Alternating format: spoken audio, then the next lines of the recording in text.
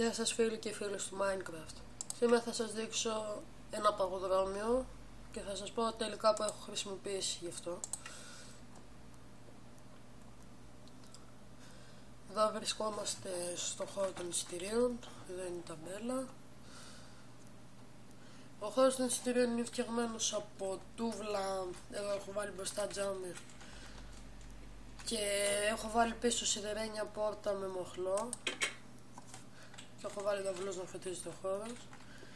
Και εδώ μέσα έχω βάλει ένα τραπέζι δημιουργίας και ένα ξύλινο σανίδι σαν καρέκλα, έτσι ας πούμε. Και τώρα θα πάμε στο παγοδρόμιο.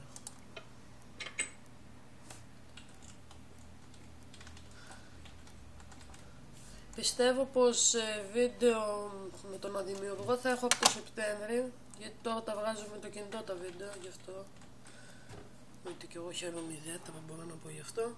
Εδώ είναι η ταμπέλα και εδώ σιδερένια πόρτα με μοχλό και δαυλός να φωτίζει το χώρο. Η πρώτη είσοδος είναι φτιαγμένη με τούβλα και κάτω έχω βάλει, όπως βλέπετε, πέτρινα τούβλα. Και ο χώρος του παγοδρόμιου είναι φτιαγμένος με σίδερο γύρω γύρω, όπως βλέπετε, και πάνω έχω λαμψόπετρα. Εδώ είναι οι θέσεις με ξύλινα σανίδια και φράχτη από τούβλα nether, και εδώ είναι γυάλινα μπλοκ.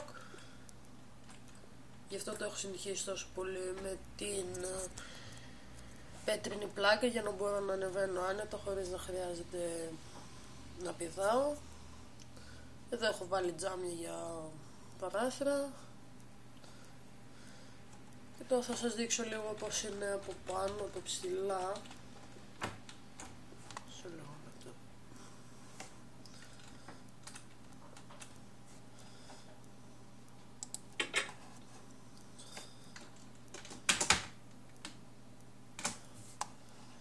Εδώ τα βλέπω.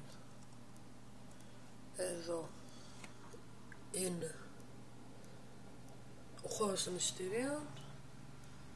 Και εδώ το παγοδρόμιο. Αυτό ήταν για σήμερα. Γεια σας, ευχαριστώ που παρακολουθήσατε. Και αν θέλετε να δείτε περισσότερα βίντεο για Minecraft, εγγραφείτε στο κανάλι μου. Γεια σας.